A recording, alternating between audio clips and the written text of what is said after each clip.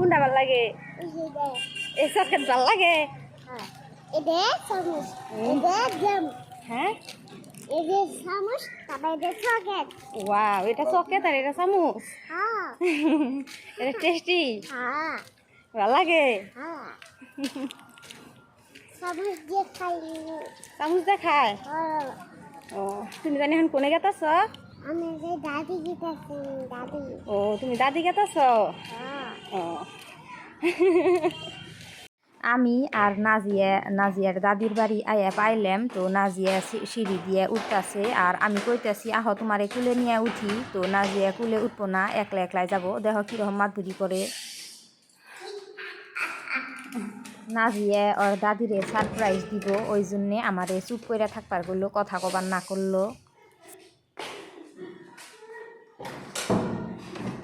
তো এই যে আমরা রুমে ঢুকে দেখি যে আমার শাশুড়ি মা আর আমার ননদে কিচেনে কাম করতেছে, মানে ইফতারি রেডি করতেছে। তো অগো কাম করা দেখে নিয়ে আমিও কামে লাগিয়া পড়লাম। আমি আমার ননদরে কইলাম যে নাজিয়ারে নিয়ে ফাঁকে নিয়ে খেলাও গা, অতি বুকলে থাকলে তো খালি ডিস্টার্ব দিয়া থাকবো, কাম করবার দিব না। তো আমার ননদে নাজিয়ারে ফাঁকে নিয়ে খেলাইতেছে। আর এদিকে আমি আর আমার শাশুড়ি মা ইফতারি সব কিছু রেডি করতেছি। এই যে দেখতাছ আমি একটা মানে রেসিপি বানাইতেছি। তো এই রেসিপিটা হইলো মিঠা আলু দিয়া গোলাপ জামুন বানামো। তো এই যে এখানে আমি মিঠা আলু নিছি, আর নিছি খাওয়া সোডা, আর নিছি পাউডার গাখির, আর নিছি অল্প আটা। নিয়ে এই যে আমি সব কিছুই ভালো করে মিক্স করে নিতেছি। মিঠা আলু প্রথমে আমি কুকারের মধ্যে দিয়ে ভালো করে বয়েল করে নিছি। তো বয়েল করার পরে এই যে সব কয়টা উপকরণ ভালো করে আমি মিক্স করে নিতেছি। উপকরণ কয়টা ভালো করে মিক্স করার পরে এই যে দেহ কত সুন্দর একটা আটার ডো তৈরি হইয়া গেছে। এখন আমি হাতের মধ্যে অল্প ঘি নিমু, ঘি নিয়ে ছোটো ছোটো করে গুল গুল করে মিষ্টির আকার দিয়ে নিমু। মিঠা আলুর গোলাপ জামুন একদম ফার্স্ট টাইমে বানাইতেছি। তো কীরকম হয় কমেন্ট করো। আর তোমরা কেরা কেরা মিঠা আলু দিয়ে গোলাপ জামুন বানাইয়া খাইছ কমেন্টে জানাইও। আর যারা খাও নাই তারা একবার হইলেও বানাইয়া ট্রাই করে খাইয়া দেখো, বহুত টেস্টি হয়। তো এই যে দেখো আমার সব কয়টা মিষ্টির আকার দিয়া হয়ে গেছে, একদম গুল গুল করে বল বানিয়ে নিছি। তো এখন আমি একটা কড়াইয়ের মধ্যে রিফাইন গরম হবার দিছিলাম। তো এই রিফাইনের মধ্যে সব কয়টা বল দিয়ে ভালো করে আমি গ্যাসের আঁচটা কমাইয়া দিয়ে ভালো করে ভাইজা নিমু। যে দেখমু যে অল্প লাল লাল হয়ে গেছে আর ফুলে উঠছে বলগুলা, একদম মিষ্টির মতন ফুলে উঠছে, ওই সময় আমি বলগুলা উঠাইয়া নিমু একটা প্লেটে। এই যে দেহ গোলাপ জামুন কি সুন্দর কইরা ফুলা উঠছে, এখন ভাজা হয়ে গেছে, সুন্দর একটা কালার আয়া পড়ছে। এই সময় আমি একটা প্লেটের মধ্যে উঠাইয়া নিমু।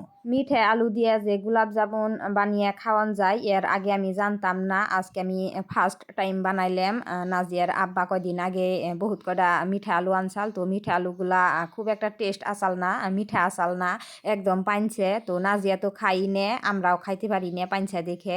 ওই জন্যে নাজিয়ার আব্বা কইলো যে তাহলে মিঠা আলুগুলা সিদ্ধ করে ভালো করে গোলাপ জামুন বানাইও ইফতারের টাইমে। তো ওই জন্যে আর কি আজকে মিঠা আলু দিয়া গোলাপ জামুন বানাইলাম। তো এই যে দেহ বলগুলা ভাজা হয়ে গেছে, তো আমি একটা প্লেটে নামাইয়া নিলাম। এখন চেনির শিরা বানামু, তার জন্য একটা কড়াই নিলাম। কড়াইয়ের মধ্যে অল্প একটু পানি দিলাম, পানি দিয়ে নে তারপরে পরিমাণ মতো চেনি দিমু, চেনি দিয়ে নে ওইখানে একটা ইলাচি দিমু, ইলাচি দিয়ে নে ভালো করে জাল দিমু। জাল দেওয়ার পরে যেসব বলক উঠবো, চেনি গইলে একটা মানে তার ওবো, চেনির একটা শিরা হইয়া যাব। ওই শিরার মধ্যে আমি ওই বলগুলা একটা একটা করে দিয়ে দিমু, দিয়ে নিয়ে ভালো করে অল্প সময় কুক করুম, গ্যাসের আঁচটা কমাইয়া দিয়ে, যাতে ওই বলের ভিতরে চেনির শিরাগুলা ভালো করে ভিতরে ঢুকে যায়। এই যে দেহ শিরে হইয়া গেছে, এই সময় আমি এই শিরার মধ্যে একটা একটা করে বল কয়টা দিয়া দিতেছি। দিয়ার পরে গ্যাসের আঁচটা একবারে কমাইয়া দিমু, দিয়ার পরে 6 থেকে 7 মিনিট আমি কুক করমু এই কারণেই যাতে বলের ভিতরে চেনির শিরে ঢুকে যায়। তো এই যে দেহ ফাইনালি আমার গোলাপ জামুন রেডি হয়ে গেছে। গোলাপ জামুন কয়টা দেখতে কত লোভনীয় লাগতাছে আর খাইতেও কিন্তু খুব টেস্ট হয়েছিল। তো এই যে ফাইনালি সব কিছু রেডি করা হয়ে গেল ইফতারির। তো আমি আমার শাশুড়ি মাইরে কইলাম যে আপনি রোজা রয়েছেন, তো আপনি অল্প রেস্ট নন, আমি সব কয়টা প্লেট আর কি সাজাইয়া নই। সব কিছু আর কি সাজাইয়া আমরা আর কি বইয়া পড়ি। ইফতারের অল্প সময় আছে 6-7 মিনিট। তো আমি সব কিছুই শরবত, তারপরে হচ্ছে ওই যে বুট বানাইছি, বুট, তারপরে কাস্টার্ড বানাইছি, ফ্রুইটস কাস্টার্ড, তারপরে হচ্ছে যে পুকুরি বানাইছি, আরও বহুত কিবা কিবি আছে, ফ্রুইটস কাইটা নিছি, পাইকে খেজুর মানে সালাড কাইটা নিছি, ওইগুলো আর কি সাজায়া সাজায়া প্লেটে দিতেছি। তো এরকম করে আমার শাশুড়ি মায়ের বাসায় আইয়ে ইফতার করলে আমার কাছে ভালো লাগে। ঘরে আমি আর নাজিয়ার আব্বা যে ইফতার করি, তো আমাকে খুব একলা একলা ফিল হয়। ওই জন্যে আমি আমার শাশুড়ি মায়ের বাসায় আইয়ে প্রায় টাইমে সব্বের লগে ইফতার করি। তো আজকের এই ভিডিওটা দেখে ভালো লাগলে লাইক কমেন্ট করে শেয়ার করে দিও। আল্লাহ হাফিজ।